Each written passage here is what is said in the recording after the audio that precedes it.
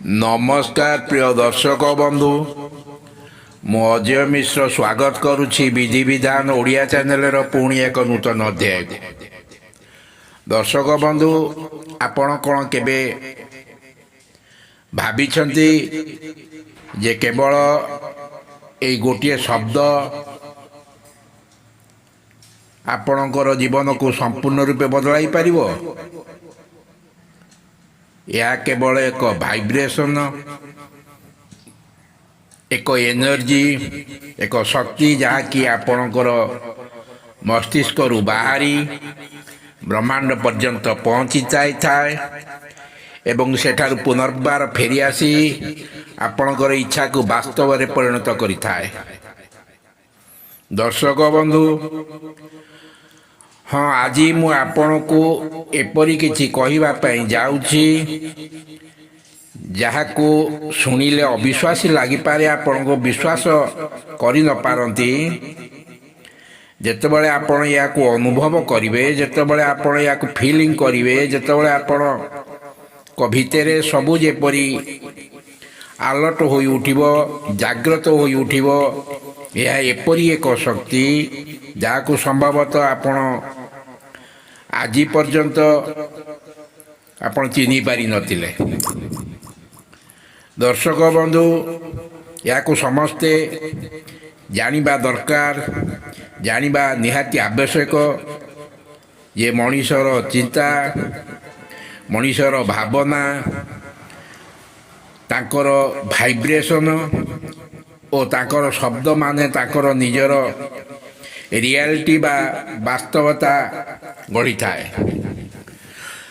दर्शक बंधु, आपण जहाँ कहती सेगुड़िक केवल पवन रे कुहा जाइतिबा अक्षर नुहे, हावारे कुहा जाइतिबा अक्षर नुहे, सेगुड़िक आपणकर भविष्यत को गढ़ुथिबा शक्ति, ताहा होछि भाइब्रेशन, एनर्जी, शक्ति जहाँकि यूनिवर्स बा ब्रह्मांडर नियम सहित संपर्क सृष्टि करि थाए, खबर सृष्टि करि थाए, सेतेबेले यह स्पष्ट होइताए। दर्शक बंधु, जेतेबेले आपणकर हृदय, मन एवं शब्द तीनोटी गोटिए दिगरे गोटिए सरल रेखारे थाए, दर्शक बंधु सेतेबेले कौनसी जिनिस, कौनसी व्यक्ति किंबा परिस्थिति आपण को दूरे रही पारिबो नाही। दर्शक बंधु अटिकी जातु, कल्पना करंतु यह एपरी गोटे शब्द जहाँ निजे गोटे मिराकिल, निजे गोटे जादू, एमिति एक शब्द, यह एपरी एक शब्द जहाँ को कहिबा मात्र के ब्रह्मांड बा यूनिवर्स आपण को पाई काम करिबा आरंभ करथाए। दर्शक बंधु, मु एठारे गोटे अनुरोध करिबी, आपण वीडियोटी को निश्चय शेष पर्यंत देखिए, कारण ए वीडियो रे कुआ जाइतिबा प्रत्येक गोटे शब्द आपणकर जीवन रे एक जीवन को गढ़िबार एक महान अवदान आपणक पई। तेणु आपण केबे हेले मझिरु वीडियोटी को स्किप करिवे नाही, निश्चय आपण वीडियोटी को शेष पर्यंत देखिले आपणकर जीवन एक कथा मु ग्यारंटी दउछि, आपणकर जीवन संपूर्ण रूपे बदली पारिबो। संपूर्ण रूपे आपणकर जीवन आपण निज हाथे रे निजे बदलाई पारिबे। एथिपाई आपण को कौनसी परिश्रम करबा को पड़िबो नाही, विशेष किछि समय देबार आवश्यकता नाही, एथिपाई कौनसी टंका पैसा खर्चांत करिबार बा पूजा पाठ करिबार मध्य आवश्यकता नाही। दर्शक बंधु, केवल आपणकर मूल्यवान समयरु किछि समय आपण देई आपण ए वीडियो रे कुआ जाइतबा प्रत्येक गोटे शब्द को शुणु एवं ताहाकु काम रे लगाई देखंतु, आपणकर जीवन रे की प्रकार मैजिक, की प्रकार मिराकिल, की प्रकार जादू करुछि। दर्शक बंधु, आपणकर ପ୍ରାର୍ଥନା ଆପଣଙ୍କର ଇଚ୍ଛା ପ୍ରକାଶର ଗତି ସହିତ ସାକାର ହେବାକୁ ଲାଗେ। ଅନେକ ଲୋକ ପ୍ରଶ୍ନ କରନ୍ତି, ସତରେ କ'ଣ ଶବ୍ଦରେ ଏତେ ଶକ୍ତି ଥାଏ? ହଁ ଦର୍ଶକ ବନ୍ଧୁ, ଯଦି ସେହି ଶବ୍ଦ ହୃଦୟରୁ ବାହାରି ଏବଂ ସେଥିରେ ଅତୁଟ ବା ଦୃଢ଼ ବିଶ୍ୱାସ ରହିଥାଏ, ତେବେ ସେହି ଗୋଟିଏ ମାତ୍ର ଶବ୍ଦ ବ୍ରହ୍ମାଣ୍ଡକୁ ହଲଚଲ କରିଦିଏ, ବ୍ରହ୍ମାଣ୍ଡକୁ ହଲାଇ ଦିଏ। ବର୍ତ୍ତମାନ ମୁଁ ସେହି ଗୋଟିଏ ଶବ୍ଦର କାହାଣୀ ଆପଣଙ୍କୁ କହିବାକୁ ଯାଉଛି। ହଁ ଦର୍ଶକ ବନ୍ଧୁ, ଏହା ଏପରି ଏକ ଶବ୍ଦ ଯାହା ହଜାର ହଜାର ଲୋକଙ୍କ ଜୀବନକୁ ପରିବର୍ତ୍ତନ କରି ଦେଇଛି। ଲକ୍ଷ ଲକ୍ଷ ଲୋକ ଏହା ଦ୍ୱାରା ଉପକୃତ ହୋଇଛନ୍ତି। ଏହା ଏପରି ଏକ ଶବ୍ଦ ଯିଏକି କାହାକୁ କାହାର ହରାଇଥିଲା ପୁନର୍ବାର ଫେରାଇ ଦେଇଛି, କାହାକୁ ଅସମ୍ଭବ ଲାଗୁଥିବା ପରୀକ୍ଷାରେ ଉଚ୍ଚ ରାଙ୍କ ସହିତ ଉତ୍ତୀର୍ଣ୍ଣ କରିଦେଇଛି, କାହାର ପିତାକୁ ମୃତ୍ୟୁର ଦ୍ୱାର ଦେଶରୁ ଫେରାଇ ଆଣିଛି। ଏହା କୌଣସି ଯାଦୁ ନୁହେଁ, ଏହା କୌଣସି ମ୍ୟାଜିକ୍ ନୁହେଁ ଦର୍ଶକ ବନ୍ଧୁ, ଏହା କୌଣସି ମିରାକିଲ୍ ନୁହେଁ। ଏହା ହେଉଛି ୟୁନିଭର୍ସର ଲ ଅଫ୍ ଆଟ୍ରାକ୍ସନ୍, ଅର୍ଥାତ୍ ଆକର୍ଷଣର ନିୟମ, ଦ ଲ ଅଫ୍ ଭାଇବ୍ରେସନ୍, ଯାହା ସବୁବେଳେ କାମ କରୁଥାଏ, ଅନବରତ କାମ କରୁଥାଏ ଦର୍ଶକ ବନ୍ଧୁ, ମାତ୍ର ଆମେ ତା'ର ସଠିକ୍ ବ୍ୟବହାର ଜାଣିନଥାଉ। ଦର୍ଶକ ବନ୍ଧୁ, ୟୁନିଭର୍ସ ବା ଏ ବ୍ରହ୍ମାଣ୍ଡ ସବୁବେଳେ ଆପଣଙ୍କ କଥାକୁ ଶୁଣୁଛି। ଆପଣଙ୍କର ଶବ୍ଦ, ଆପଣଙ୍କର ୱାର୍ଡ଼ ହେଉଛି ଆପଣଙ୍କର ଅର୍ଡ଼ର। ଯେପରି ଆପଣ ରେଷ୍ଟୁରାଣ୍ଟ ଯାଇ ସେଠାରେ ଅର୍ଡ଼ର ଦିଅନ୍ତି, ସେପରି ଯଦି ଭାବନା ଓ ବିଶ୍ୱାସ ସହ ଆପଣଙ୍କର ଶବ୍ଦ କୁହନ୍ତି, ଆପଣ ଶବ୍ଦ କୁହନ୍ତି, ୱାର୍ଡ଼ କୁହନ୍ତି, ତେବେ ୟୁନିଭର୍ସ ତାହାକୁ ପୂରଣ କରିବାକୁ ଲାଗିଯାଏ। ସେଥିପାଇଁ ସମୟ ନେଇନଥାଏ ଦର୍ଶକ ବନ୍ଧୁ। ତାହା ଏପରି ଏକ ଶବ୍ଦ ଯାହା ଆପଣଙ୍କ ଭୟ ବା ଡରକୁ ଦୂର କରିଦିଏ। ଦର୍ଶକ ବନ୍ଧୁ, ଅନ୍ଧକାରକୁ ଆଲୋକରେ ପରିଣତ କରିଦେଇପାରେ, ପ୍ରାର୍ଥନାକୁ ପରିଣାମରେ ବଦଳାଇ ଦେଇପାରେ। ଦର୍ଶକ ବନ୍ଧୁ, ଥରେ ଚିନ୍ତା କରନ୍ତୁ, ଆପଣ ଏହାକୁ ବ୍ୟବହାର କରିବେ ନା ନାହିଁ?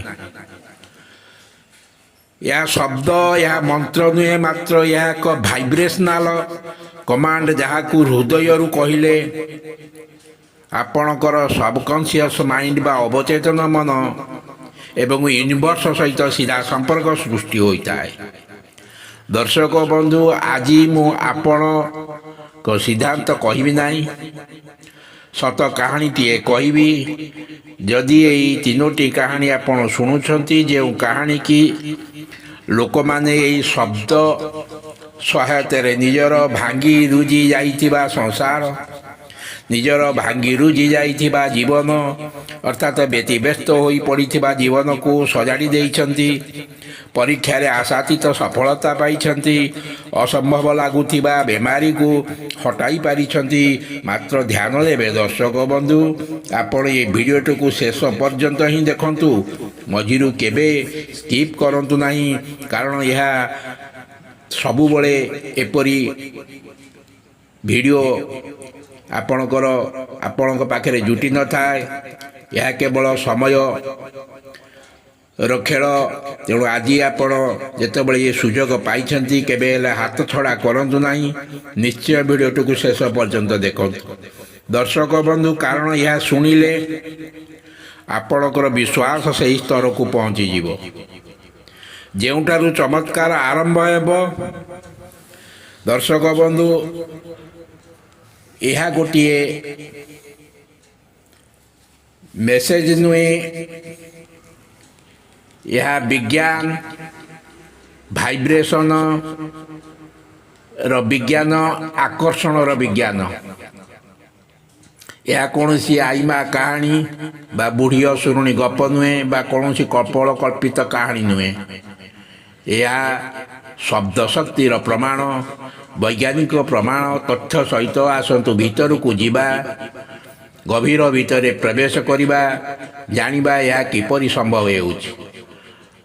ଦର୍ଶକ ବନ୍ଧୁ, କିପରି ଇନଷ୍ଟାଣ୍ଟ ଆଲାଇନମେଣ୍ଟ ଶବ୍ଦ କାହାର ଭାଙ୍ଗି ଯାଇଥିବା ପ୍ରେମକୁ ଯୋଡ଼ିଦେଲା, କାହାର ସ୍ୱପ୍ନକୁ ସାକାର କଲା, ଅବିଶ୍ୱାସକୁ ବିଶ୍ୱାସରେ ବଦଳାଇ ଦେଲା, କାହାର ଜୀବନରେ ଆଶା ଫେରାଇ ଦେଲା। ମୁଁ ଆପଣଙ୍କୁ ଏହା କହୁନାହିଁ। ମୁଁ କହୁଛି ଯେ ଆପଣ କ'ଣ ଚିନ୍ତା କରିବେ। ମାତ୍ର ଆପଣଙ୍କୁ କହିବାକୁ ଚାହେଁ ଆପଣଙ୍କ ଚିନ୍ତାରେ ଆପଣଙ୍କ ଚିନ୍ତା କିପରି ଅସମ୍ଭବକୁ ସମ୍ଭବ କରିପାରିବ। ଦର୍ଶକ ବନ୍ଧୁ, ସବୁକିଛି ସମ୍ଭବ ହୋଇପାରିବ। 3ଟି କାହାଣୀ ଆପଣଙ୍କୁ କହିବି, ଆପଣ ନିଶ୍ଚୟ ଶୁଣିବେ, ଆପଣ ଜାଣିପାରିବେ। କାହାଣୀଟି ଗୋଟିଏ ସମ୍ପର୍କର ପୁନର୍ଜନ୍ମର। ଏହା ଏପରି ଏକ କାହାଣୀ ଯାହାକି ସମସ୍ତ ହୃଦୟକୁ ଛୁଇଁପାରିବ। ଦର୍ଶକ ବନ୍ଧୁ, ଗୋଟିଏ ଝିଅ ଯିଏକି ପୁରାପୁରି ଭାଙ୍ଗି ପଡ଼ିଥିଲା ଜୀବନରେ, ସେ ତା'ର ପ୍ରେମକୁ ଭଲ ପାଇବାକୁ ହରାଇ ଦେଇଥିଲା। ତା'ର ସମ୍ପର୍କ ପୁରା ତୁଟି ଯାଇଥିଲା। ସେ ଭାବିଲା ତା'ର ଜୀବନରୁ ସର୍ବସ୍ୱ ଯେପରି ଚାଲିଯାଇଛି। ଦର୍ଶକ ବନ୍ଧୁ, ତା ଜୀବନରେ ଜଣେ ଦିଗ୍ଦର୍ଶକ ଦେଖାହେଲେ। ସେ ତାଙ୍କୁ କହିଲା, ମୁଁ ଜଣକୁ ହୃଦୟରୁ ଭଲ ପାଉଥିଲି, ସେ ମୋତେ ଛାଡ଼ି ଚାଲିଗଲା। ଦର୍ଶକ ବନ୍ଧୁ, କ'ଣ କିଛି ଆପଣ ଏଥିପାଇଁ କ'ଣ କିଛି ଉପାୟ ଅଛି? ଆପଣ ଚିନ୍ତା କରନ୍ତୁ ତ। ଝିଅଟି ତାପରେ ଉତ୍ତର ଦେଉଛି, ମୁଁ ତା'ର ଭଲ ପାଇବାକୁ ଫେରାଇ ଆଣିପାରିବି। ସେ ହସିଲେ ଓ ଉତ୍ତର ଦେଲେ, ତୁମେ ସେ ବ୍ୟକ୍ତିକୁ ନୁହେଁ, ଭାଇବ୍ରେସନକୁ ଫେରାଇ ଆଣିପାରିବ। ଝିଅଟି କହିଲା, ମାନେ? ମୁଁ ବୁଝିପାରୁନାହିଁ। ଦିଗ୍ଦର୍ଶକ ଜଣକ କହିଲେ, ତୁମ ଭିତରେ ଥିବା ସେଇ ଭାଇବ୍ରେସନ ପୁନର୍ବାର ସୃଷ୍ଟି କରିବା ଉଚିତ, ଯେଉଁଠି ପୂର୍ବରୁ ସେଇ ଭଲ ପାଇବା ରହିଆସି ଅଛି ଶାନ୍ତ ଭାବେ। ସେ ଦିଗ୍ଦର୍ଶକ ଜଣକ ଇନଷ୍ଟାଣ୍ଟ ଆଲାଇନମେଣ୍ଟ ବିଷୟରେ କହିଲେ, ଯେତେବେଳେ ତୁମ ମନ ଡରିଯାଏ ବା ଦୁଃଖୀ ହୋଇଯାଏ, ଯେତେବେଳେ ତୁମେ ଭାବ ଯେ ସେ କେବେ ଫେରିବ ନାହିଁ, ତୁମେ ସେତେବେଳେ ମନରେ ଏ କଥାକୁ ବାରମ୍ବାର କହୁଥାଅ। ସେତିକିବେଳେ ଏ ଶବ୍ଦକୁ ଦୋହରାଇଥାଅ। ଇନଷ୍ଟାଣ୍ଟ ଆଲାଇନମେଣ୍ଟ ସେହି ମୁହୂର୍ତ୍ତରେ ନିଜ ଭିତରେ ଅନୁଭବ କର, ସବୁକିଛି ପୂର୍ବ ଭଳି ଠିକ୍ ଅଛି।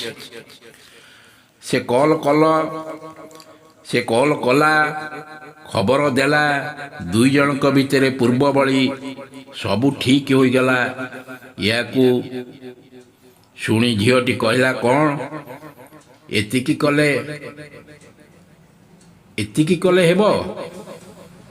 ଏତିକି କଲେ ସଫିସିଏଣ୍ଟ ହେବ ତ? ଦିଗ୍ଦର୍ଶକ କହିଲେ, ହଁ, ଯଦି ତୁମେ ଏହାକୁ ଅନ୍ତରରୁ ବା ଦୃଢ଼ ଆତ୍ମବିଶ୍ୱାସ ସହିତ ଆପଣ କରିବେ ବା କରିବ, ପୁରା ୟୁନିଭର୍ସ, ପୁରା ବ୍ରହ୍ମାଣ୍ଡ ତୁମ ସଙ୍ଗେ କାମ କରିବା ଆରମ୍ଭ କରିଦେବ। ସେଇ ରାତିରେ ଏ ଶବ୍ଦକୁ କହିବା ଆରମ୍ଭ କଲା। ନିଜ ରୁମ୍ରେ ବସି ଗଭୀର ଶ୍ୱାସ ନେଲା, ଆଖି ବନ୍ଦ କରି ବାରମ୍ବାର କହିଲା, ଇନଷ୍ଟାଣ୍ଟ ଆଲାଇନମେଣ୍ଟ। ତାପରେ ଇମାଜିନେସନ୍ କଲା, କଳ୍ପନା କଲା। ସେ ବ୍ୟକ୍ତି ତାକୁ କଲ୍ କଲା, ତା ସହିତ ପୂର୍ବ ଭଳି ସମ୍ପର୍କ ଠିକ୍ ହୋଇଯାଇଛି। ତାପରେ ଶୋଇଗଲା। ତା ପରଦିନ ସକାଳୁ ଉଠି ଦେଖିଲା ତା ଫୋନରେ 5-6ଟି ମିସ୍ କଲ୍ ଥିଲା। ହ୍ୱାଟ୍ସଆପ୍ରେ ଅନେକ ମେସେଜ ଥିଲା, ଯିଏକି ତାକୁ ଅନେକ ଦିନ ପୂର୍ବରୁ ବ୍ଲକ୍ କରି ଦେଉଥିଲା। ଦର୍ଶକ ବନ୍ଧୁ, ସେହି ରାତିରେ ହିଁ ତା'ର ସମ୍ପର୍କରେ ଥିବା ତିକ୍ତତା ସବୁ ସମାଧାନ ହୋଇ ପୁନର୍ବାର ସୁସମ୍ପର୍କ ଗଢ଼ି ଉଠିଥିଲା। ଦର୍ଶକ ବନ୍ଧୁ, ତାପରେ ସେହି ଦିଗ୍ଦର୍ଶକ ପାଖକୁ ଯାଇ କହିଲା, ବାବା, ମୁଁ ଭାବିଲି ଏହା ମୋର ଭ୍ରମ କିମ୍ବା କେବଳ ସ୍ୱପ୍ନ ମାତ୍ର। ନା, ଏହା ମୋର ବାସ୍ତବ ଘଟଣା। ଦର୍ଶକ ବନ୍ଧୁ, ସେ କହିଲା, ମୁଁ ଜାଣିନି କାହିଁକି ମୋତେ କିପରି ଷ୍ଟ୍ରଙ୍ଗ ଫିଲିଂ ଆସିଲା ଯେ ମୁଁ ତୁମ ସହିତ ଏ ବିଷୟରେ ଅତି ଶୀଘ୍ର ସେୟାର କରିବା ଦରକାର। ଦିଗ୍ଦର୍ଶକ ଜଣକ ହସିଲେ ଓ କହିଲେ, କାରଣ ତୁମର ଭାଇବ୍ରେସନ୍ ହିଁ ବଦଳି ଯାଇଛି।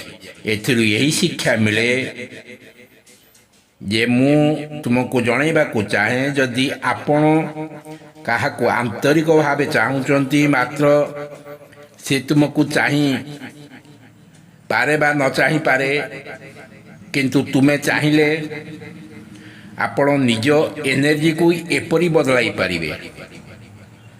ୟୁନିଭର୍ସ ଆପଣଙ୍କ ସହିତ ଯୋଡ଼ି ହୋଇ ପରିସ୍ଥିତିକୁ ସୃଷ୍ଟି କରିଦେବ।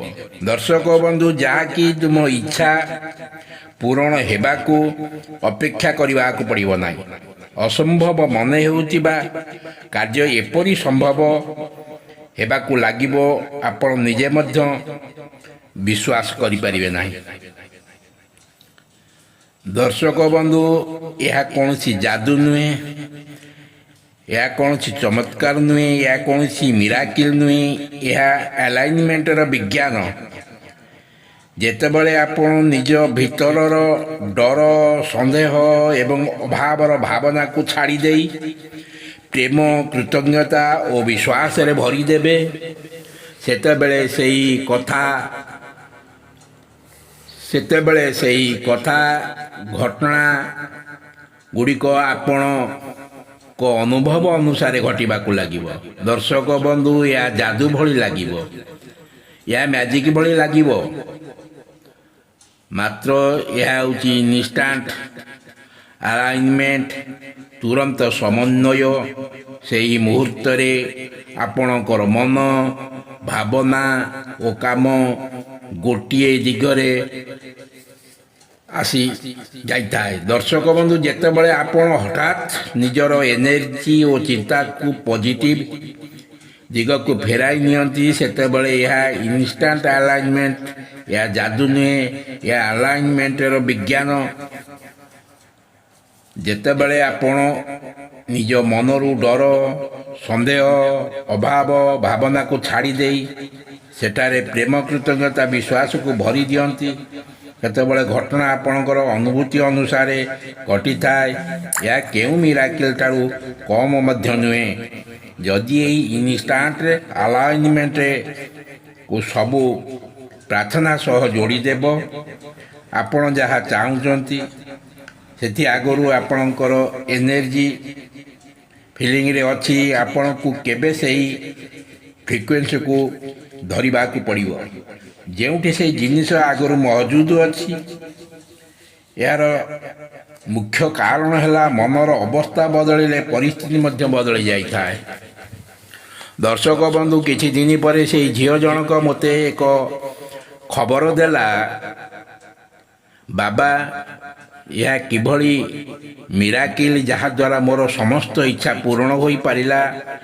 ମୁଁ ମୋର ପ୍ରତ୍ୟେକ ଜିନିଷ ସହ ଇନଷ୍ଟାଣ୍ଟ ଆଲାଇନମେଣ୍ଟକୁ ଯୋଡ଼ି ଦେଇଛି। ଫଳରେ ଯେତେ ଜଟିଳ ପରିସ୍ଥିତି ଆସୁଛି, ତାହା ଆପେ ଆପେ ଅପସରି ଯାଉଛି, ସମାଧାନ ଅତି ଶୀଘ୍ର ହୋଇଯାଉଛି। ଦର୍ଶକ ବନ୍ଧୁ,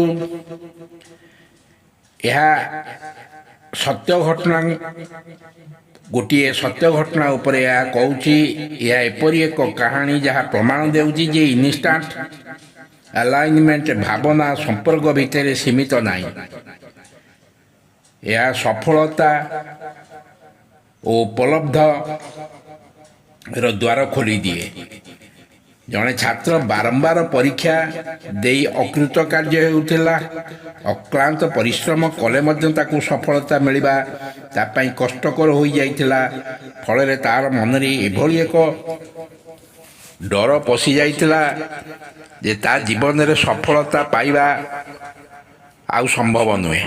ମାତ୍ର ବବ୍ ପ୍ରୋକ୍ଟର, ଯିଏକି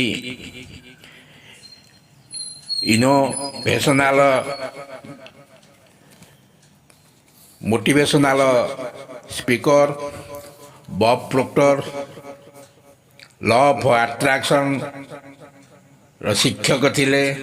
ତାଙ୍କ ନିକଟକୁ ସେ ଛାତ୍ର ଯାଇଥିଲା।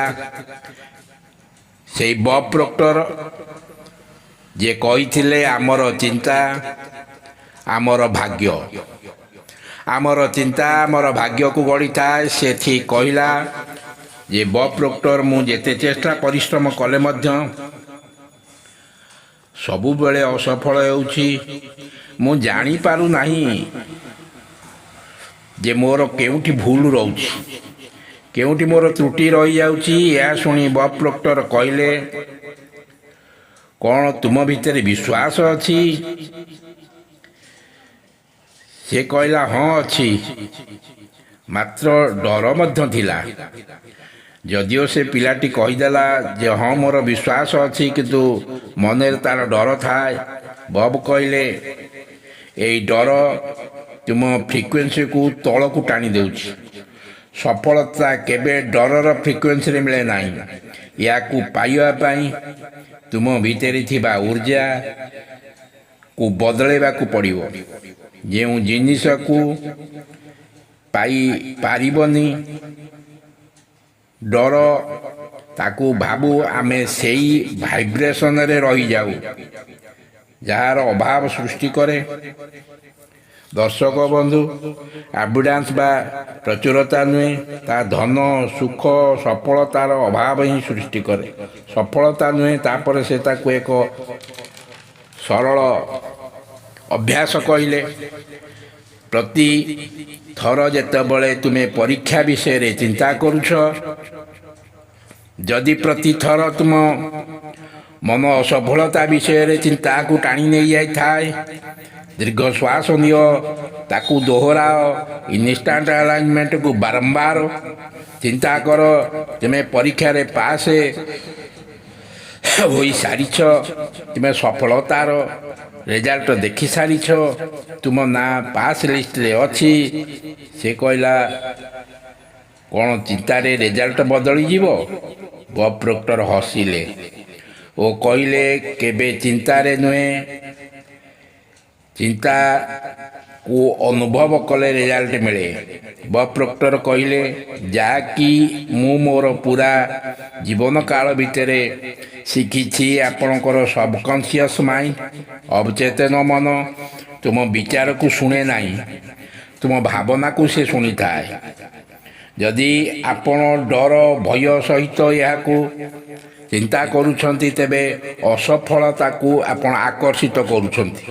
ଯଦି ଆପଣଙ୍କର ବିଶ୍ୱାସ ଓ କୃତଜ୍ଞତା ସହିତ ଚିନ୍ତା କରୁଛନ୍ତି, ତେବେ ସଫଳତାକୁ ନିଜ ଆଡ଼କୁ ଆପଣ ଆକର୍ଷଣ କରୁଛନ୍ତି। ସେଇ ଛାତ୍ର ସେପରି କଲା। ସେ ସକାଳୁ ରାତିରେ ବାସ୍ ତା'ର ମନ ଭିତରେ କିଛି ମିନିଟ୍ ବସି ଗଭୀର ଶ୍ୱାସ ନେଇ ଆଖି ବନ୍ଦ କରି ଇନଷ୍ଟାଣ୍ଟ ଆଲାଇନମେଣ୍ଟ ଉପରେ କଳ୍ପନା କଲା। ସେ ପରୀକ୍ଷା କେନ୍ଦ୍ରରେ ବସି ସବୁ ପ୍ରଶ୍ନର ଉତ୍ତର ଆତ୍ମବିଶ୍ୱାସର ସହ ଲେଖୁଛି ଓ ତା'ର ରେଜଲ୍ଟ ବହୁତ ଭଲ ର୍ୟାଙ୍କରେ ମଧ୍ୟ ଆସିଛି। ସେ ଅତି ଖୁସି ଅନୁଭବ କରୁଛି, ତା'ର ଭାଇବ୍ରେସନକୁ ଅନୁଭବ କଲା। ତେଣୁ ସଫଳତା ଆସିବା ପୂର୍ବରୁ ସଫଳତା ଆସିବାର ଭାଇବ୍ରେସନକୁ ଅନୁଭବ କଲା। ଦର୍ଶକ ବନ୍ଧୁ, ଯେତେବେଳେ ପରୀକ୍ଷା ଦିନ ଆସିଲା, ପ୍ରଥମଠାରୁ ତା'ର ମନ ଥିଲା ଅଲଗା। ତା'ର ମନ ଶାନ୍ତ ଓ ସ୍ଥିର ଥିଲା। ନିଜ ଉପରେ ଦୃଢ଼ ଆତ୍ମବିଶ୍ୱାସ ମଧ୍ୟ ଭରି ଯାଇଥିଲା। ସେ ବବ୍ଙ୍କୁ କହିଥିଲା କି କିଛି ସପ୍ତାହ ପରେ ଯେତେବେଳେ ରେଜଲ୍ଟ ଆସିଲା, କେବଳ ପାସ୍ ହୋଇନଥିଲା, ଜୀବନରେ ସବୁଠୁ ଅଧିକ ମାର୍କ ଏବଂ ଶ୍ରେଷ୍ଠ ସ୍ଥାନର ଅଧିକାରୀ ହୋଇପାରିଥିଲା।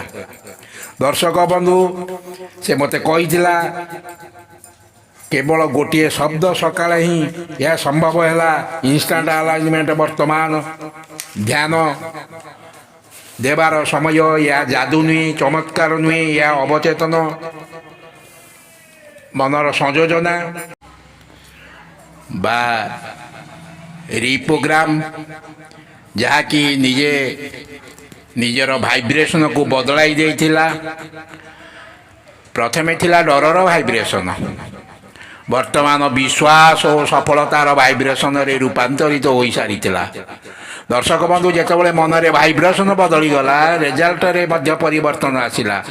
ଆପଣ ଯେକୌଣସି ଲକ୍ଷ୍ୟ ହାସଲ କରିବାକୁ ଚାହୁଁଛନ୍ତି, ତା ପରୀକ୍ଷା ହେଉ, ଚାକିରି ହେଉ, ବ୍ୟବସାୟ ହେଉ କିମ୍ବା ଆପଣଙ୍କର କିଛି ସ୍ୱପ୍ନ ଯଦି ଅଛି, ପ୍ରଥମେ ଆପଣ ମନକୁ ସେଇ ଫ୍ରିକ୍ୱେନ୍ସିକୁ ଆଣିବାକୁ ପଡ଼ିବ, ଯାହାକି ବର୍ତ୍ତମାନ ଆପଣ ତାହା ହାସଲ କରିସାରିଛନ୍ତି। ପ୍ରଥମେ ବର୍ତ୍ତମାନ କାଳରେ ଚିନ୍ତା କରିବେ ବା ଇନଷ୍ଟାଣ୍ଟ ଆଲାଇନମେଣ୍ଟ ଏହା ହିଁ ଶିଖାଇଥାଏ। ସେହି ସମୟରେ ଆପଣ ଚିନ୍ତା କରିବେ, ବର୍ତ୍ତମାନ ମୋର ଡର ନାହିଁ, ମୁଁ ବର୍ତ୍ତମାନ ସମ୍ପୂର୍ଣ୍ଣ ରୂପେ ବିଶ୍ୱାସ ଅଛି, ମୁଁ ପୂର୍ଣ୍ଣ ବିଶ୍ୱାସରେ ଅଛି, ମୁଁ ମୋର ଲକ୍ଷ୍ୟକୁ ସବୁ ପୂରଣ ହୋଇସାରିଛି। ସେହି ମୁହୂର୍ତ୍ତରେ ୟୁନିଭର୍ସ ଆପଣଙ୍କ ପାଇଁ ସଫଳତାର ଦ୍ୱାର ଖୋଲିଦେବ। ମନେ ରଖିବେ ଦର୍ଶକ ବନ୍ଧୁ, ଆପଣଙ୍କର ପରିସ୍ଥିତି ବଦଳାଇବାକୁ କଠିନ ପରିଶ୍ରମ କରିବା ଅପେକ୍ଷା ଠିକ୍ ଭାଇବ୍ରେସନର ଆବଶ୍ୟକତା ରହିଛି ଏବଂ ଇନଷ୍ଟାଣ୍ଟ ଆଲାଇନମେଣ୍ଟ ସେହି ଭାଇବ୍ରେସନର ହେଉଛି ଚାବି। ଏହି ଇନଷ୍ଟାଣ୍ଟମେଣ୍ଟ ଆଲାଇନମେଣ୍ଟ ସମ୍ପର୍କକୁ ଯୋଡ଼ି ଦେଇଥାଏ, କ୍ୟାରିୟରରେ ସଫଳତା ଆଣି ଦେଇଥାଏ। ବର୍ତ୍ତମାନ ବବ୍ ତୃତୀୟ କାହାଣୀର ସତ୍ୟ ଘଟଣା ମଧ୍ୟ ଉଦାହରଣରେ ରଖିଥିଲେ। ସେ କହିଥିଲେ, ମୋର ଅତି ନିକଟରେ ସମ୍ପର୍କୀୟଙ୍କ କାହାଣୀ, ଯାହାକି ଜୀବନ ଓ ମୃତ୍ୟୁର ମଧ୍ୟରେ ଥିଲା। ଗୋଟିଏ ବାଳକର ଥିଲା, ତା'ର ପିତାଙ୍କ ପାଇଁ ସେ ପ୍ରାର୍ଥନା କରୁଥିଲା। ସେ ମୋତେ ଏକ ଲେଟର ଦେଇ ରଖିଥିଲା। ବବ୍, ମୋର ବାବାଙ୍କୁ ହାର୍ଟ ଆଟାକ୍ ହେଲା। ଡକ୍ଟର କହିଲେ, ବର୍ତ୍ତମାନ ବିଶ୍ୱାସ କମ୍, ଆମ ପାଖରେ ଅପରେସନ୍ ପାଇଁ ପଇସା ନାହିଁ। ମୁଁ ପୁରା ଭାଙ୍ଗି ପଡ଼ିଲି। କ'ଣ ସତରେ ଇନଷ୍ଟାଣ୍ଟ ଆଲାଇନମେଣ୍ଟ ଏ ପରିସ୍ଥିତିରେ କାମ କରିବ? ଏହା ହିଁ ପ୍ରଶ୍ନ, ଯାହାକି ଅନେକଙ୍କର ପ୍ରଶ୍ନ, ଯିଏକି ନିଜ ଜୀବନରେ ଅନେକ କଠିନ ସମସ୍ୟା ଦେଇ ଗତି କରିଥାନ୍ତି। ତାଙ୍କ ମନରେ ଏଭଳି ପ୍ରଶ୍ନ ଉଠେ, କ'ଣ ଲ ଅଫ୍ ଆଟ୍ରାକ୍ସନ୍ ଏପରି ପରିସ୍ଥିତିରେ କାର୍ଯ୍ୟ କରିଥାଏ? କ'ଣ ଭାଇବ୍ରେସନ୍ ଏତେ ଶକ୍ତିଶାଳୀ ଯେ ମୃତ୍ୟୁମୁଖରୁ ମଧ୍ୟ ବଞ୍ଚାଇ ପାରିବ, ଶ୍ୱାସକୁ ଫେରାଇ ଆଣିପାରିବ? ବବ୍ କହିଥିଲେ, ମୋର ଉତ୍ତର ସବୁବେଳେ ଗୋଟିଏ ହିଁ ଆସେ, ହଁ। ଏହା ହିଁ ନିୟମ। ସଫଳତା ଓ ପଇସା ଯାଏ ସୀମିତ ନୁହେଁ, ଜୀବନର ପ୍ରତ୍ୟେକ ଊର୍ଜାରେ କାର୍ଯ୍ୟ କରେ। ମୁଁ ସେ ଝିଅକୁ କହିଲି, କାନ୍ଦ ନାହିଁ, ଡର ନାହିଁ, ବର୍ତ୍ତମାନ ତୁମେ ତୁମ ଭିତରେ ସେ ଭାଇବ୍ରେସନ୍ ସୃଷ୍ଟି କର। ତୁମ ପିତା ପୂର୍ବରୁ ଠିକ୍ ଅଛନ୍ତି। ସେ କହିଲା, ବବ୍, ଏହା କିପରି କରିବି? ମୁଁ କହିଲି, ଆପଣଙ୍କର ଆଖି ବନ୍ଦ କରନ୍ତୁ, ନିଜ ଛାତି ଉପରେ ହାତ ରଖ, କୁହନ୍ତୁ, ଇନଷ୍ଟାଣ୍ଟ ଆଲାଇନମେଣ୍ଟ। ଯେତେବେଳେ ମନରେ ଭୟ ଆସିବ, କାନ୍ଦ ଲାଗିବ, ବାସ୍ ଏହି ଶବ୍ଦ କୁହ, ଇନଷ୍ଟାଣ୍ଟ ଆଲାଇନମେଣ୍ଟ ଅନୁଭବ କର। ତୁମ ବାପା ହସୁଛନ୍ତି, ପୁରା ସୁସ୍ଥ ଅଛନ୍ତି। ସେ ଏହିପରି ସାରା ରାତି କାନ୍ଦି କାନ୍ଦି ଏହି ଶବ୍ଦକୁ ବାରମ୍ବାର କହିଲା, ଇନଷ୍ଟାଣ୍ଟ ଆଲାଇନମେଣ୍ଟ, ଇନଷ୍ଟାଣ୍ଟ ଆଲାଇନମେଣ୍ଟ। ଊର୍ଜା ସହିତ ନିଜ ବାପାଙ୍କ ଚେହେରାକୁ ଦେଖିଲା, ବାପାଙ୍କ ସୁସ୍ଥ ଚେହେରା, ହସ ହସ ମୁହଁ। ତାପରେ ବିଶ୍ୱାସ ଅନୁଭବ କଲା, ତାଙ୍କ ବାପା ପୁରାପୁରି ଠିକ୍ ଅଛନ୍ତି। ତା ପରଦିନ ସକାଳେ ଏ ପରିସ୍ଥିତି ଉପୁଜିଲା। ଡାକ୍ତର ମଧ୍ୟ ବିଶ୍ୱାସ କରିପାରିଲେ ନାହିଁ। ବାପାଙ୍କର ହୋସ ଆସିଲା, ହୃଦସ୍ପନ୍ଦନ ଠିକ୍ଠାକ୍ ଚାଲିଲା। ଡାକ୍ତର କହିଲେ, ଏହାକୁ ମେଡ଼ିକାଲ ଏକ୍ସପେରିମେଣ୍ଟ କରିବା କଷ୍ଟ। ସେହି ଝିଅଟି କହିଲା, ବବ୍, ମୋର ଏକ୍ସପ୍ଲାନେସନର ଆବଶ୍ୟକତା ନାହିଁ। 2 ଦିନ ପରେ ତା'ର ପିତା ଘରକୁ ଆସିଲେ। ସେ ଝିଅଟି ଲେଟରରେ କହିଥିଲା, ଇନଷ୍ଟାଣ୍ଟମେଣ୍ଟ ଆଲାଇନମେଣ୍ଟ ଏକ ଶବ୍ଦ ନୁହେଁ, ଏହା ଈଶ୍ୱରଙ୍କ ସହିତ ସିଧାସଳଖ ସମ୍ପର୍କ। ଦର୍ଶକ ବନ୍ଧୁ, ଏହା ହିଁ ବ୍ରହ୍ମାଣ୍ଡର ରହସ୍ୟ। ଆପଣଙ୍କର ଶବ୍ଦ ହେଉଛି ଆପଣଙ୍କର ଫ୍ରିକ୍ୱେନ୍ସି, ଆପଣଙ୍କର ଭାବନା ହେଉଛି ଆପଣଙ୍କର ଦିଗ, ଆପଣଙ୍କର ବିଶ୍ୱାସ ହେଉଛି ସେହି ଶକ୍ତି ଯିଏ ଅସମ୍ଭବକୁ ସମ୍ଭବ କରିଥାଏ। ଦର୍ଶକ ବନ୍ଧୁ, ବାରମ୍ବାର ଯେତେବେଳେ ଆପଣ ଇନଷ୍ଟାଣ୍ଟ ଆଲାଇନମେଣ୍ଟ କହନ୍ତି, ସେତେବେଳେ ଭିତରୁ ସବୁ ନକାରାତ୍ମକ ତରଙ୍ଗ ଚାଲିଯାଏ।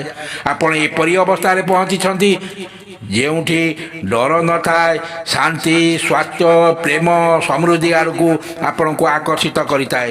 ଏହା କୌଣସି ଯାଦୁ ନୁହେଁ, ଏହା ହେଉଛି ବିଜ୍ଞାନ।